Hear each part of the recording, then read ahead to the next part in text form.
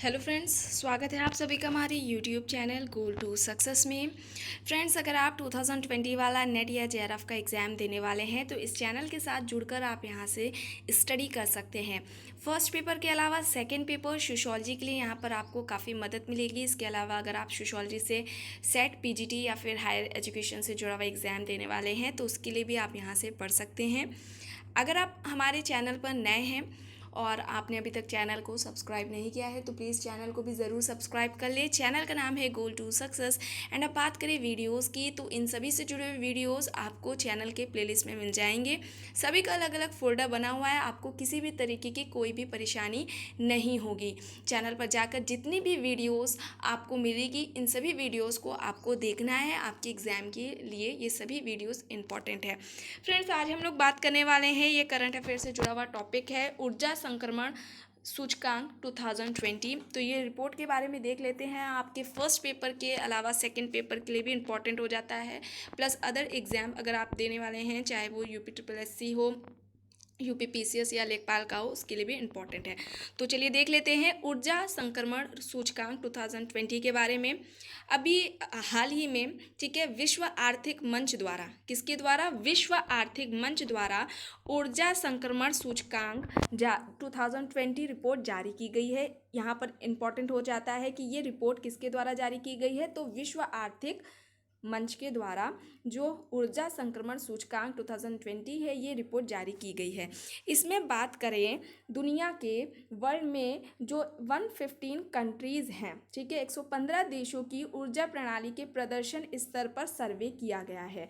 दुनिया में 115 देशों की जो ऊर्जा प्रणाली है उसके प्रदर्शन स्तर पर सर्वे किया गया है। इम्पॉर्टेंट फैक्ट देख लें तो जो यह सूचकांक है वह ऊर्जा क्षेत्र में 115 देशों नेट शून्य उत्सर्जन की दौड़ में अग्रणी देशों तथा उनकी स्थिति का विश्लेषण करती है। ठीक है, नेट शून्य उत्सर्जन की दौड़ में जो आगे देश हैं, ठीक है, सबसे आगे देश हैं, उनकी स्थिति का विश्लेषण करती है।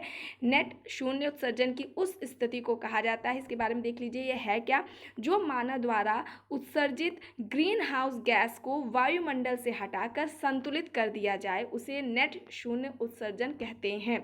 ठीक है, मानव द्वारा जो उत्सर्जित ग्रीन हाउस गैस है इसे वायुमंडल से हटा दें और संतुलित कर दें। ठीक है, विश्व आर्थिक मंच की बात करें तो वर्ष 1971 में इसे स्थापित किया गया था और यह एक गैर लाभकारी संस्था है। 1971 में विश्व आर्थिक मंच को स्थापित किया गया और ये कैसी संस्था है? गैर लाभकारी संस्था है। अब ये जो सूचकांक है उसके आयामों की बात कर लेते हैं। तो ऊर्जा संक्रमण की दिशा में देशों की तैयारी की गणना के लिए 6 संकेतकों के आधार पर यह जो रिपोर्ट है वो जारी की गई है। अब जो ये 6 संकेत हैं उनके बारे में बात कर ले तो जो पहला यहाँ पर संकेत दिया हुआ है वो है पूंजी और निवेश। ठीक है, पहला क्या है? पूंजी और निवेश। दूसरा सेकंड है विनिमय, ठीक है, विनिमय और राजनीतिक प्रतिबद्धता। तीसरा है संस्थान और शासन। चौथा है संस्थान और अभिनव व्यावसायिक वातावरण। पांचवा है मानव पूंजी एवं उपभोक्ता भागीदारी और जो छठा है, लास्ट है, ऊर्जा प्रणाली संरचना है। ये 6 संकेत है जिसके आधार पर ऊर्जा संक्रमण की जो रिपोर्ट है वो तैयारी की उसकी दिशा में देशों की तैयारी की गणना की गई है। ये 6 संकेतों के आधार पर, और ये 6 संकेत आपको अच्छे से पढ़ने हैं। आगे देख लेते हैं महत्वपूर्ण प्रणालियों का जो प्रदर्शन का मापन है, इसके बारे में बात करें तो जो इसका मापन है यह ऊर्जा त्रिकोण के निम्नलिखित संकेतकों के आधार पर किया जाता है। अब ये क्या है? तीन जो त्रिकोण है, तीन, उनके बारे में बात करें तो आर्थिक विकास और वृद्धि है। दूसरा है ऊर्जा की पहुंच और सुरक्षा। तीसरा है पर्यावरणीय स्थिरता।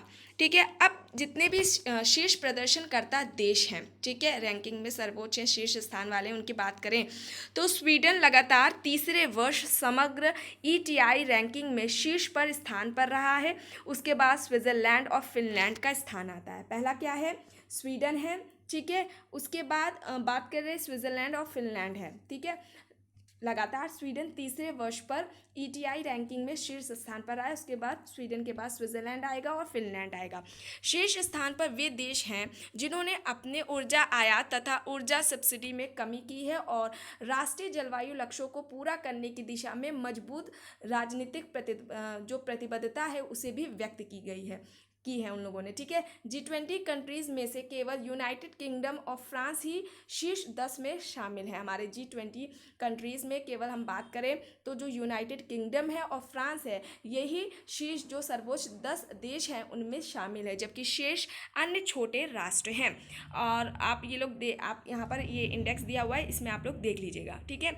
आगे देखिए, तो वर्ष 2015 के बाद से 115 देशों में से केवल 11 देशों के ईटीआई स्कोर में लगातार सुधार देखा गया है। अर्जेंटीना, चीन, भारत और इटली ऊर्जा संक्रमण की दिशा में लगातार सुधार करने वाले प्रमुख देशों में से हैं, ठीक है।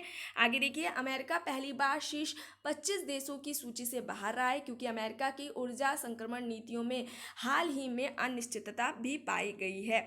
भारत की रैंकिंग, और इस रैंकिंग में इसका कारण की बात करें तो भारत ने ऊर्जा त्रिभुज के तीनों आयामों में सुधार किया तथा ईटीआई 2019 के 76वें रैंक से 2 स्थानों का सुधार करके 74 रैंक पर आ गया है। 2019 में ईटीआई 2019 में अगर हम बात करें तो 76 था, ठीक है, जो रैंक उसको मिली थी। 2 स्थानों में उसका सुधार हुआ और अब कितने पे आ गया है, 74 रैंक पर आ गया है।